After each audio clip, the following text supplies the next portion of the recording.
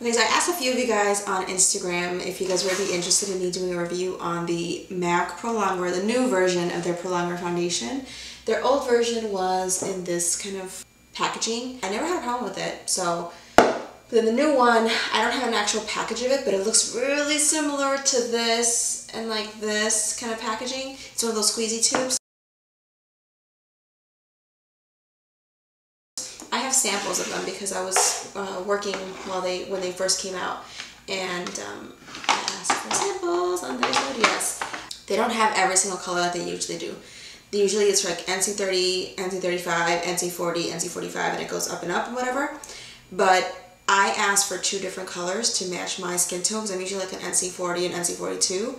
Then they only gave me NC35 and an NC42, so that's kind of like the big jump. And it's a big jump. And you can already see the difference from their consistency. They're like big dramatic difference. I mean, I'm really dark right now, but this is an NC35. NC42. It might still be light on me, but it does get darker. It does oxidize throughout the day, so that's kind of, that's a big jump. So color range wise, not ideal. I already have moisturizer. Remember when I use this in my empties, there's still that little goop there that I still try to get. I can't, every time I squeeze, there's still some left, so. Alright, well, I think this is the end of the road. Oh, I'm so sad. Because usually around my nose is where I need more moisture. It tends to look cakey. Do you see how the difference? How it's like this has gotten way darker and this is kind of still pretty light? That's how the color usually is when you put it on your skin, and that's how it oxidizes. Big difference, right? What I like to do with these kind of foundations, I do the same thing with the Pro Matte, and this is like a new brush, which is my favorite. I actually took it from my sister, and I feel like I should give it back because she's going to be getting one of these foundations soon. So this is just the e.l.f. brush. This is the professional foundation brush. This is not a brush that I like to use on foundation, but this is really good if you don't want to get your fingers dirty. I've got my fingers dirty. Yeah, look how much it's oxidized. You see, that's a big jump. Oh, dang. I'm actually using the NC42 because in real life, I'm not really an NC42. I'm probably like an NC40. I don't know what the next color up is, actually. But I'm a little bit darker. So I like to work with half the face first and then use a damp beauty blender for sure. For sure. And you can already see how it's getting darker. You can see that the edges kind of start to get darker and blend.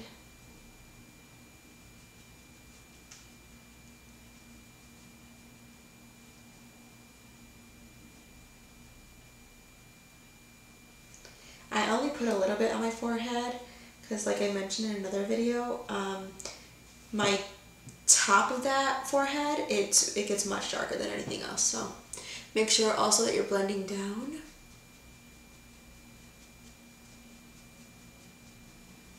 That's why I like the Beauty Blender, because the Beauty Blender will definitely spread that foundation out really well and kind of flawlessly. I've tried to use this with a stippling brush, like one of those Real Techniques, like one of these guys, and it looks so cakey with that. So that's why I do prefer the Beauty Blender. I have a big pimple that just came only last night, and so we'll see how well that hides it. But this coverage is pretty awesome.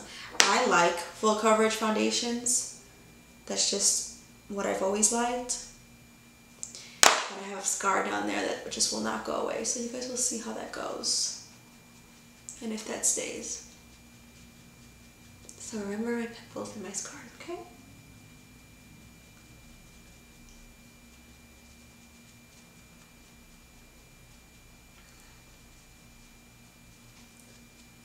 I'm just going to put a little bit more that's on my brush on that pimple and a little bit more on that scar. So with pimples, it's not going to take away the texture. The texture's going to stay there. It'll just hide the redness. But if you can see, the scar is pretty much disguised.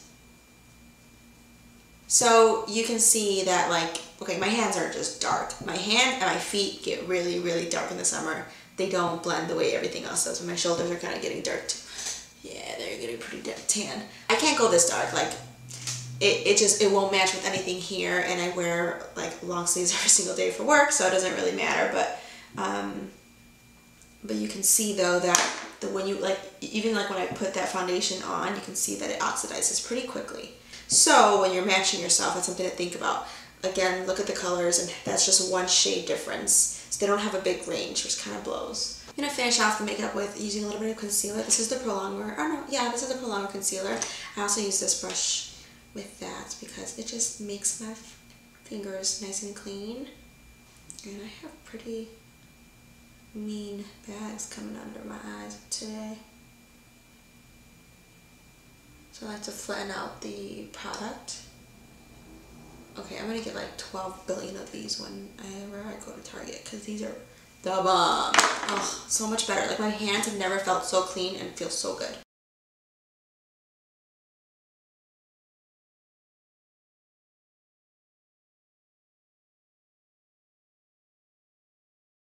So this is what the foundation looks when everything's put together. I did add a lot of highlight on this. I did set it a little bit as well because I always set my foundation. I always set this area because shit gets crazy in this area. It does remain a little bit tacky, not sticky, but just like a little wet. So if you want that to kind of not feel that way, just add some more powder on top, but it kind of takes away from like the foundation. It makes my skin look close to perfection, which is what I like about it. That's my current observation about it, and I will continue with a couple of the check-ins throughout the day. Alright, so it's been about it's been like 4 or 5 hours, and my makeup, like you can tell the color has definitely gotten darker, but it actually matches me, so it's perfect. But it's definitely not matte, and that's not a claim of theirs either. So I'm just going to powder my face. I'm using this Stay Matte powder, and I'm just packing that in the areas where I need it, which is the center of my face, and I like to just put a little bit on there. In terms of the scar is still disguised. There's not any kind of like weird separation. And then my pimple that was fresh, still a little, the part that was open wasn't disguised, so I can't really change that. Oh, and my concealer is definitely off because I was crying on an episode of a show, Being Human. So I'm just gonna put a little bit more, but that was just me crying and had a little bit of foundation. Okay, cool. I'll see you guys later. Okay, so this is my final check-in. It says it's like 11 something at night. I had no business being up. So overall, the foundation stays. It does not budge. The only thing though I will say is that I get oily still. It's not like it's like making me more oily. It just, that's where I always get oily anyways. So definitely have your blot powder kind of ready, because I forgot mine and I kind of left it at home on purpose so I wouldn't touch up, just so I can see what it really looks like. Like I mentioned before, this is like, it's like an open wound. It's like a little scab. So, but the pink around it has not messed up, and then also this is still covered. And I had drinks, I ate a halal barbecue, oh so good. I ate, and it's lasted throughout all of that, and nothing has been smudged away, or like my blush is still on perfectly, my bronzer is still on perfectly, everything's pretty much on. While the color selection is shit, if you find your color and if you find that there's one that's perfect for your shade and your tone, when it oxidizes, it's a really good foundation. And the cons are that it's hard to find the color match. It oxidizes like crazy, so it's even harder to find that because it's not really true to the color. I guess that's it, right? I was kind of like trying to look out to see how it settles into some of my lines and stuff like that. And I don't think it's really, I mean, it kind of in my pore area, it looks a little powdery, but I bet if you just kind of did a little Fix Plus, it would look fine. I'm into this foundation. I don't know if I'm gonna buy it. I really want to. What I will say is that the L'Oreal one is extremely comparable, like extremely comparable, and it's kind of crazy. So I don't know if I'm gonna buy it, but I would get another sample. Have a good night, guys. I hope you guys enjoyed this review, and hopefully you guys learned something new about my opinion about this particular foundation. I'll see you guys in the next video. Bye!